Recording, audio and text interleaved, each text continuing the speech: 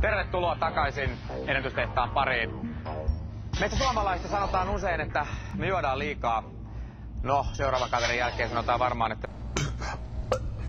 Tervetuloa Mikkelistä, Olli! Ei pysty. Hokkanen!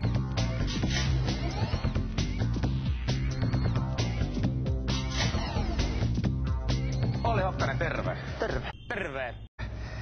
Sä juot kokista. Kyllä. Ajattelit vetästä tommosen 1,5 litraa tosta. Ei pysty juomaan. Niin nopeasti kuin mahdollista. Se on niin hapokasta. No mistäs moinen? No, kotona se ei näin hapokasta ole. Että sä oot tämmönen... No en niinku no... Mulla on tässä itselläni tämmönen testi, mä koitan. Se on niinku nopeasti.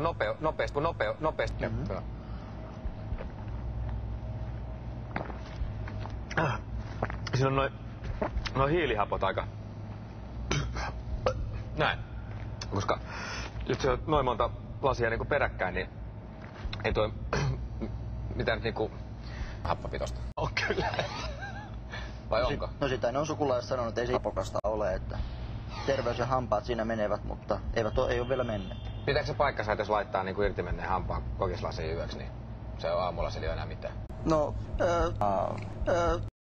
No, joo. Te ette ilmeisesti kukaan nyt ainakaan TV:ssä tehnyt toistaiseksi. Kyllä, 45 sekuntiin.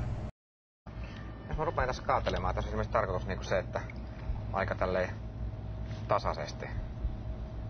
Tää näyttää ihan hyvin kupliin.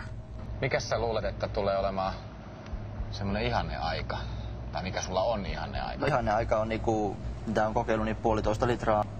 Ei pysty. Näin. Pullo on tyhjä. Se meni sinne. Ja nyt, oot sä valmis? Mm-hmm. Olli Hokkanen, Suomen ennätysyritys. 1,5 litraa kokista mahdollisimman nopeasti. Paikoillenne valmiit. Heti. Ei jaksa enempää. Ei pysty. Ei pysty. Ei pysty, on niin hapokasta, että ei pysty. Nyt kävi näin. Nyt kävi näin.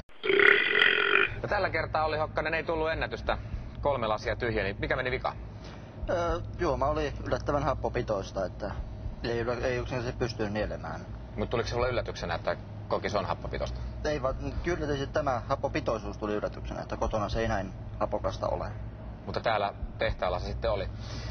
Oot sä aikaisemmin kumminkin, sä oot pystynyt tekemään tän? Ei pysty.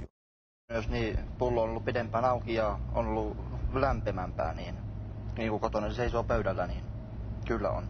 Mutta tällä kertaa kävi nyt näin. Olli Hokkanen, kiitos käynnistä. Kiitos. Uljas yritys. Joskus meillä käy täällä tehtaalla myös näin. Seuraavaksi me mennään katsomaan vähän akrobatiaa. Akrobaattitaituri Rami. Ei pysty.